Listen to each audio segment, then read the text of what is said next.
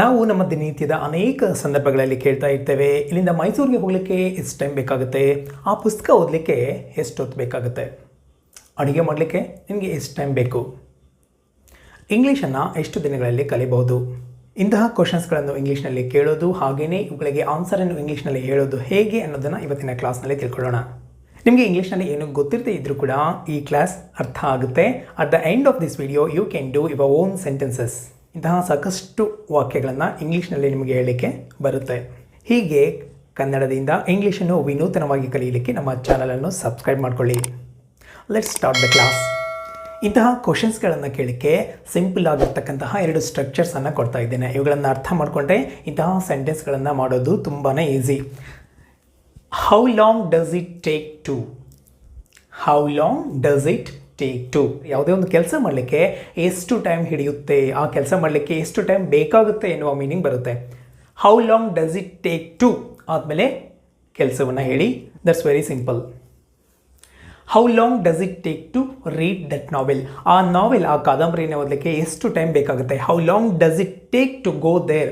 ಅಲ್ಲಿಗೆ ಹೋಗಲಿಕ್ಕೆ ಎಷ್ಟು ಟೈಮ್ ಬೇಕಾಗುತ್ತೆ, ಅಥವಾ ಅಲ್ಲಿಗೆ ಟ್ರಾವೆಲ್ ಮಾಡಲಿಕ್ಕೆ ಎಷ್ಟು ಟೈಮ್ ಬೇಕಾಗುತ್ತೆ ಅಂತ ಕೇಳಬೇಕಂತಂದರೆ how long does it take to travel from Bengaluru to Mysuru? So how long does it take to watch the movie? ಆ ಮೂವಿ ನೋಡಲಿಕ್ಕೆ ನಮಗೆ ಎಷ್ಟು ಟೈಮ್ ಬೇಕಾಗುತ್ತೆ. How long does it take to learn English? ನಾವು ಇಂಗ್ಲೀಷನ್ನು ಕಲಿಬೇಕಂತಂದರೆ ಎಷ್ಟು ಟೈಮ್ ಬೇಕು. How long does it take to install the app? ಆ ಆ್ಯಪ್ ಇನ್ಸ್ಟಾಲ್ ಮಾಡಲಿಕ್ಕೆ ನಮಗೆ ಎಷ್ಟು ಟೈಮ್ ಹಿಡಿಯುತ್ತೆ. How long does it take to get the result? ನಮಗೆ ರಿಸಲ್ಟ್ ಬರಬೇಕಂದ್ರೆ ಎಷ್ಟೊತ್ತಾಗುತ್ತೆ. How long does it take to prepare dinner? ಡಿನ್ನರನ್ನು ಪ್ರಿಪೇರ್ ಮಾಡಲಿಕ್ಕೆ ಎಷ್ಟೊತ್ತು ಬೇಕಾಗುತ್ತೆ. So that's all. It's very simple. ಸ್ಟ್ರಕ್ಚರನ್ನು ಗಮನಿಸಿ. How long does it take to ಆದಮೇಲೆ V1 ಅನ್ನು ಬಳಸಬೇಕು. ವರ್ಬ್ನ ಮೊದಲನೇ ರೂಪ. Read, go, watch, learn, install, get, prepare. Next extra words, question mark. That is a simple structure. So ಇದಕ್ಕೆ answer ಆಗಿ ಏನು ಹೇಳ್ತೀವಿ ನೋಡಿ ಇಲ್ಲಿ. It takes 2 hours to read that novel. ಆ ನಾವೆಲ್ ಓದಲಿಕ್ಕೆ ನಮಗೆ 2 hours ಬೇಕಾಗುತ್ತೆ.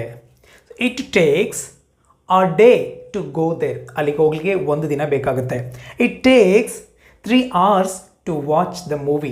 ಆ ಮೂವಿ ನೋಡಲಿಕ್ಕೆ ನಮಗೆ 3 ಗಂಟೆ ಬೇಕು. It takes a month to learn English? ನಮಗೆ ಇಂಗ್ಲೀಷನ್ನು ಕಲಿಬೇಕಂತಂದರೆ ಮಿನಿಮಮ್ 1 ಮಂತ್ ಬೇಕೇ ಬೇಕು. It takes 2 minutes to install the app? ಆ ಆ್ಯಪನ್ನು ಇನ್ಸ್ಟಾಲ್ ಮಾಡಬೇಕಂದ್ರೆ 2 minutes ಹಿಡಿಯುತ್ತೆ. It takes a year to get the result? Result ಬೇಕಂತಂದರೆ 1 year ಹಿಡಿಯುತ್ತೆ. It takes 15 minutes to prepare dinner? 15 minutesಲ್ಲೇ ಡಿನ್ನರ್ ಪ್ರಿಪೇರ್ ಆಗುತ್ತೆ. ಇಲ್ಲಿ ನೋಡಿ ಸ್ಟ್ರಕ್ಚರ್. ಇಟ್ ಟೇಕ್ಸ್ ಆದಮೇಲೆ ಟೈಮನ್ನು ಮೆನ್ಷನ್ ಮಾಡಬೇಕು. ನೆಕ್ಸ್ಟ್ ಟು, ಅದು ಆದಮೇಲೆ V1 to read, to go, to watch, to learn, to install, to get, to prepare. So very easy. Next other words. ಇವೆಲ್ಲವೂ ಪ್ರೆಸೆಂಟ್ ಟೆನ್ಸ್ನಲ್ಲಿವೆ. ಇವುಗಳಲ್ಲಿ ನಾವು ಪಾಸ್ಟ್ ಟೆನ್ಸಲ್ಲಿ ಕೇಳಬೇಕಂತಂದರೆ, ಅಂದರೆ ಯಾವುದೋ ಒಂದು ಕೆಲಸ ಮಾಡಿರ್ತೀವಿ, ಆ ಕೆಲಸ ಮಾಡಲಿಕ್ಕೆ ಎಷ್ಟು ಟೈಮ್ ಹಿಡಿಯಿತು ಅಂತ ಕೇಳಬೇಕು ಅಂತಂದರೆ very simple. How long did it take to? So next V1 other words. How long did it take to read the novel? ಆ ನಾವೆಲನ್ನು ಓದಲಿಕ್ಕೆ ಎಷ್ಟು ಟೈಮ್ ಬೇಕಾಯಿತು. How long did it take to go there? ಅಲ್ಲಿಗೆ ಹೋಗಲಿಕ್ಕೆ ಎಷ್ಟು ಹೊತ್ತು ಹಿಡಿತು. How long did it take to watch the movie? So ಈ ಥರ ಎಲ್ಲ ಸೆಂಟೆನ್ಸ್ಗಳನ್ನು ಹೇಳ್ಬೋದು. So no difference. ಇಲ್ಲಿ how long did it take to ಅನ್ನು ಬಳಸಿ. ಸೊ ರಿಮೈನಿಂಗ್ ಹಾಗೆಯೇ ಇರುತ್ತೆ. ಇಲ್ಲಿ ಕ್ವಶನ್ ಏನು, ಎಷ್ಟು ಹೊತ್ತು ಹಿಡಿಯಿತು ಅಂತ ಕೇಳಿದ್ದಾರೆ. ಸೊ ನಾವು ಪಾಸ್ಟಲ್ಲೇ ಆನ್ಸರ್ ಮಾಡಬೇಕಿರುತ್ತೆ. ಆ ಕೆಲಸ ಮಾಡಲಿಕ್ಕೆ ಇಷ್ಟು ಹೊತ್ತು ಹಿಡಿಯಿತು ಅಂತ ಹೇಳಬೇಕು. It took 2 hours to read the novel? ಆ ನಾವೆಲ್ ಓದಲಿಕ್ಕೆ 2 ಗಂಟೆ ಬೇಕಾಯಿತು. It took a day to go there? ಅಲ್ಲಿಗೆ ಹೋಗಲಿಕ್ಕೆ 1 ದಿನ ಬೇಕಾಯಿತು. It took 3 hours to watch the movie? ಆ ಮೂವಿ ನೋಡಲಿಕ್ಕೆ 3 ಗಂಟೆ ಬೇಕಾಯಿತು. It took a month to learn English? ಇಂಗ್ಲೀಷನ್ನು ಕಲೀಲಿಕ್ಕೆ 1 ತಿಂಗಳು ಬೇಕಾಯಿತು. ಸೊ ಇಲ್ಲಿವರೆಗೂ ಕ್ಲಿಯರ್ ಅಲ್ಲ? ಇಲ್ಲಿ ಮತ್ತೊಂದು ಕಾನ್ಸೆಪ್ಟನ್ನು ಅರ್ಥ ಮಾಡ್ಕೊಳ್ಳೋಣ. ಕೆಲವೊಂದು ಸಲ ನಾವು ಕೇಳ್ತಾ ಇರ್ತೀವಿ, ಈ ಕೆಲಸ ಮಾಡಲಿಕ್ಕೆ ನಿನಗೆ ಎಷ್ಟು ಟೈಮ್ ಬೇಕಾಗುತ್ತೆ, ಅವನು ಅಲ್ಲಿಗೆ ಹೋಗಲಿಕ್ಕೆ ಎಷ್ಟು ಟೈಮ್ ತೊಗೊತಾನೆ, ನೀವು ಇಂಗ್ಲೀಷನ್ನು ಎಷ್ಟು ದಿನಗಳಲ್ಲಿ ಕಲ್ತ್ರಿ? ಹೀಗೆ ಪರ್ಸ್ನಲ್ ಆಗಿ ಕೇಳಬೇಕಾದ್ರೆ ಮತ್ತೊಂದು ಸ್ಟ್ರಕ್ಚರನ್ನು ಯೂಸ್ ಮಾಡ್ಬೋದು. ಇದನ್ನು ಅರ್ಥ ಮಾಡ್ಕೊಳ್ಳಿ. ಐ ಅಂದರೆ ನಾನು, ಮೀ ಅಂದರೆ ನನಗೆ, ವಿ ಅಂದರೆ ನಾವು, ಅಸ್ ಅಂದರೆ ನಮಗೆ, ಯು ಅಂದರೆ ನೀನು ಅಥವಾ ನೀವು, ಯು ಅಂದರೆ ನಿನಗೆ ಅಥವಾ ನಿಮಗೆ, ದೇ ಅಂದರೆ ಅವರು, ದೆಮ್ ಅಂದರೆ ಅವರಿಗೆ, ಹಿ ಅಂದರೆ ಅವನು, ಹಿಮ್ ಅಂತಂದರೆ ಅವನಿಗೆ, ಶಿ ಅಂತಂದರೆ ಅವಳು, ಹರ್ ಅಂತಂದರೆ ಅವಳಿಗೆ. ಈಗ ಒಂದು ಸಿಂಪಲ್ ಆಗಿರ್ತಕ್ಕಂತಹ ಸೆಂಟೆನ್ಸನ್ನು ನೋಡಿ. ಅವನಿಗೆ ಅಲ್ಲಿಗೆ ಹೋಗಲಿಕ್ಕೆ ಎಷ್ಟು ಟೈಮ್ ಬೇಕಾಗುತ್ತೆ? ಸೊ ಇದು ಇಂಗ್ಲೀಷ್ನಲ್ಲಿ ಹೇಳಬೇಕಂತಂದರೆ how long does it take ಅವನಿಗೆ, him, to go there. How long does it take him to go there. ಅರ್ಥ ಆಗ್ತಾ ಇದೆಯಾ?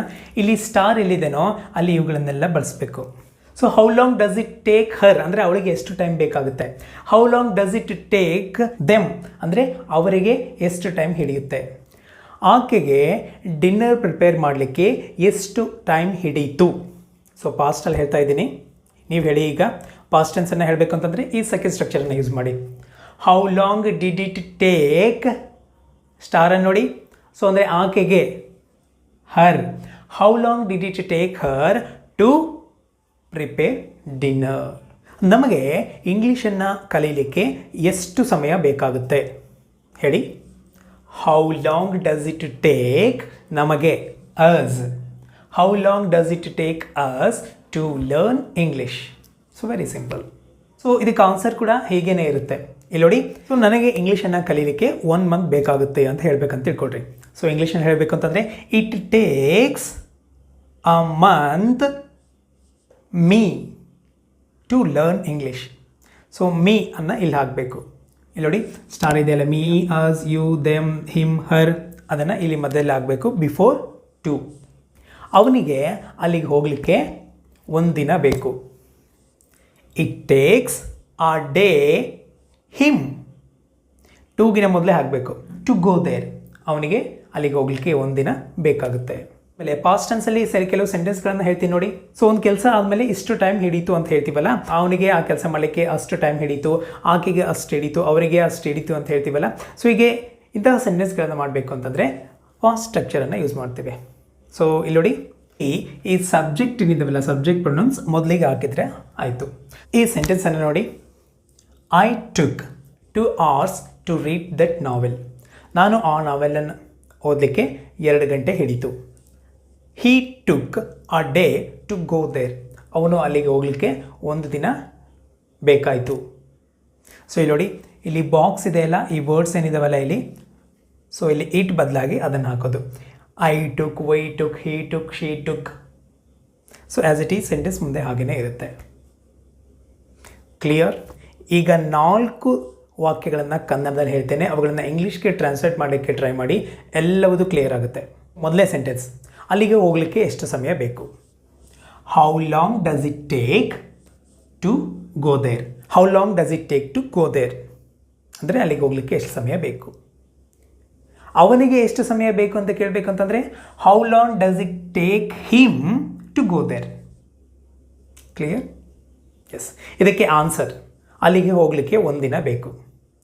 It takes a day to go there. ಅಲ್ಲಿಗೆ ಹೋಗಲಿಕ್ಕೆ ಅವನಿಗೆ 1 ದಿನ ಬೇಕು ಅಂತ ಹೇಳಬೇಕಂತಂದರೆ it takes a day him. So ಹಿಮ್ಮನ್ನು ಇಲ್ಲಿ ಹಾಕಬೇಕು. To go there. It takes a day him to go there. ಅಲ್ಲಿಗೆ ಹೋಗಲಿಕ್ಕೆ ಎಷ್ಟು ಸಮಯ ಬೇಕಾಯಿತು. How long did it take to go there. ಅಲ್ಲಿಗೆ ಹೋಗಲಿಕ್ಕೆ ಅವನಿಗೆ ಎಷ್ಟು ಸಮಯ ಬೇಕಾಯಿತು. How long did it take him. ನೋಡಿ ಸ್ಟಾರ್ ಇದೆಯಲ್ಲ, him. How long did it take him to go there. ಇದಕ್ಕೆ ಆನ್ಸರನ್ನು ನೋಡಿ. It took a day to go there. ಅಲ್ಲಿಗೆ ಹೋಗಲಿಕ್ಕೆ 1 ದಿನ ಬೇಕಾಯಿತು. ಅಲ್ಲಿಗೆ ಹೋಗಲಿಕ್ಕೆ ಅವನು 1 ದಿನ ತಗೊಂಡ ಅಂತ ಹೇಳಬೇಕು ಅಂತಂದರೆ ಹೀ. ಇಲ್ಲಿ ನೋಡಿ, ಈ ಮಾರ್ಕನ್ನು ನೋಡಿ. He took a day to go there. That's very simple. ಈಗ ಈಸಿಯಾಗಿ ನಿಮಗೆ ಅರ್ಥ ಆಗೋ ರೀತಿಯಲ್ಲಿ ಯಾವ ಥರ ನೋಟ್ಸ್ ಮಾಡಬೇಕು ಅನ್ನೋದನ್ನು ಹೇಳ್ತೀನಿ, ಕ್ಲಿಯರಾಗಿ ಕೇಳಿಸ್ಕೊಳ್ಳಿ. How long does it take to read that novel ಅನ್ನೋದನ್ನು ಮೊದಲಿಗೆ ಬರೀರಿ, ಅದು ಕ್ವಶನ್. ಅದಕ್ಕೆ ಆನ್ಸರ್ ಏನು? It takes 2 hours to read that novel. So ಇದು 1 ಕ್ವಶನ್ ಮತ್ತು 1 ಆನ್ಸರ್. ಮತ್ತು 2ನೇ ಸೆಂಟೆನ್ಸ್ ಅಂತ ತಗೊಳ್ಳಿ. How long does it take to go there. ಅದಕ್ಕೆ answer it takes a day to go there. ಹೀಗೆ 1 ಕ್ವಶನ್ 1 ಆನ್ಸರ್, 1 ಕ್ವಶನ್ 1 ಆನ್ಸರ್ ಬರೀರಿ. So this is the first step. Next past ಟೆನ್ಸನ್ನು ತಗೊಳ್ಳಿ. So how long did it take to read that novel. ಇದು question. ಇದಕ್ಕೆ answer ಏನಂತ ಬರೀತೀರಿ ನೋಡಿ ಕೆಳಗಡೆದು. It took 2 hours to read that novel. ಹಾಗೆಯೇ ಎರಡನೇ question, how long did it take to go there. ಇದಕ್ಕೆ answer it took a day to go there. So ಹೀಗೆ second step is cleared. Third one ಏನು ಮಾಡಬೇಕು ಅಂತಂದರೆ ಮತ್ತೆ ಫಸ್ಟಿಂದ ಬನ್ನಿ. How long does it take. ಈ ಸಲ ಏನು ಮಾಡಬೇಕು, ಸಿ ಇವುಗಳನ್ನು ಹಾಕ್ತಾ ಹೋಗಿ. ಮೊದಲು ಮೀ ಹಾಕಿ, ಆಮೇಲೆ ಅಸ್ ಹಾಕಿ, ಆಮೇಲೆ ಯು ಹಾಕಿ, ಆಮೇಲೆ ದೆಮ್ ಹಾಕಿ, ಆಮೇಲೆ ಹಿಮ್, ಆಮೇಲೆ ಹರ್. ಇಲ್ಲಿ ಸ್ಟಾರ್ ಮಾರ್ಕ್ ಇದೆಯಲ್ಲ, ಒಂದೊಂದನೇ ಹಾಕ್ತಾ ಹೋಗಿ ನೆಕ್ಸ್ಟ್ ಎಲ್ಲ ಸೆಂಟೆನ್ಸನ್ನು ಬರೀರಿ. ಅದಕ್ಕೆ ಆನ್ಸರ್ ಆಗಿ ಇಟ್ ಟೇಕ್ಸ್ 2 hours. ಇಲ್ಲಿ ನೋಡಿ ಮೀಯನ್ನು ಇಲ್ಲಿ ಹಾಕಬೇಕು, to read that novel. It takes a day us to go there. So ಹೀಗೆ ಒಂದೊಂದೇ ಆನ್ಸರ್ ಮಾಡ್ತಾ ಬರೀರಿ. ನೆಕ್ಸ್ಟ್ ಪಾಸ್ಟ್ ಟೆನ್ಸಲ್ಲಿ ಕೂಡ ಹಾಗೇನೆ. How long did it take star mark me. How long did it take me to read that novel. ಇದಕ್ಕೆ answer ಆಗಿ square ಇದೆಯಲ್ಲ, ಸೊ ಇದಕ್ಕೆ ಆನ್ಸರ್ ಇಲ್ಲಿ ಬರುತ್ತೆ ನೋಡ್ರಿ. I took 2 hours to read that novel. ಎರಡನೇ ಕ್ವಶನ್ ನೋಡಿ, how long did it take us to go there. ನಾವು ಅಲ್ಲಿಗೆ ಹೋಗ್ಲಿಕ್ಕೆ ಎಷ್ಟು ಸಮಯ ಬೇಕಾಯಿತು. ಸೊ ಇದಕ್ಕೆ ಆನ್ಸರ್ ಆಗಿ we took a day to go there. That's very simple. So ಒಂದೊಂದನ್ನೇ ಸ್ಟೆಪ್ ಬೈ ಸ್ಟೆಪ್ ನೋಟ್ಸ್ ಮಾಡ್ಕೊಳ್ತಾ ಹೋಗಿ, ಒಂದ್ಸಲ ರೆಫರ್ ಮಾಡಿ, ವಿಡಿಯೋನ ಮತ್ತೊಂದು ಸಲ ನೋಡಿ, ಕ್ಲಿಯರ್ ಆಗಿ ಅರ್ಥ ಆಗುತ್ತೆ. ಈಗ ಸಿಂಪಲ್ ಆಗಿರ್ತಕ್ಕಂತಹ ಒಂದು ಸೆಂಟೆನ್ಸನ್ನು ಹೇಳ್ತಾನೆ, ಟ್ರಾನ್ಸ್ಲೇಟ್ ಮಾಡಿ ಕಮೆಂಟ್ ಮಾಡಿ. ಹೋಮ್ ವರ್ಕನ್ನು ಮಾಡಲಿಕ್ಕೆ ಎಷ್ಟು ಸಮಯ ಹಿಡಿಯುತ್ತೆ. Coming to the interesting point of the day. ನಾವು ಇಂಗ್ಲೀಷ್ನಲ್ಲಿ ಸಾಕಷ್ಟು ಸಲ ಇದನ್ನ ಬಳಸ್ತಾ ಇದ್ದೇವೆ, ಜಸ್ಟ್ ಎ ಮೂಮೆಂಟ್ ಅಂಥೇಳಿ. ಮೂಮೆಂಟ್ ಅಂದರೆ ಎಷ್ಟು ಹೊತ್ತು. ಈ ಹಿಂದೆ ಈ ಮೂಮೆಂಟ್ ಅಂತಕ್ಕಂಥದ್ದು ಕೂಡ ಟೈಮ್ನ ಯೂನಿಟ್ ಆಗಿತ್ತು. ಈಗ ನಾವು ಅವರ್ಸ್, ಮಿನಿಟ್ಸ್, ಸೆಕೆಂಡ್ಸ್ ಯಾವ ಥರ ಹೇಳ್ತೀವೋ, ಮೂಮೆಂಟು ಕೂಡ ಈ ಹಿಂದೆ ಟೈಮ್ನ ಯೂನಿಟ್ ಆಗಿತ್ತು. ಮೂಮೆಂಟ್ ಅಂತಂದರೆ 90 ಸೆಕೆಂಡ್ಸ್. 1 hourಗೆ 40 ಮೂಮೆಂಟ್ಸ್ ಇರ್ತವೆ. ಇಂಟ್ರೆಸ್ಟಿಂಗ್ ಅಲ್ವಾ? That's all for today. Video ಇಷ್ಟ ಆದರೆ ಮಾತ್ರ ಲೈಕ್ ಮಾಡಿ, ಬೇರೆಯವ್ರಿಗೂ ಶೇರ್ ಮಾಡಿ. Thank you so much for watching and I wish you happy learning.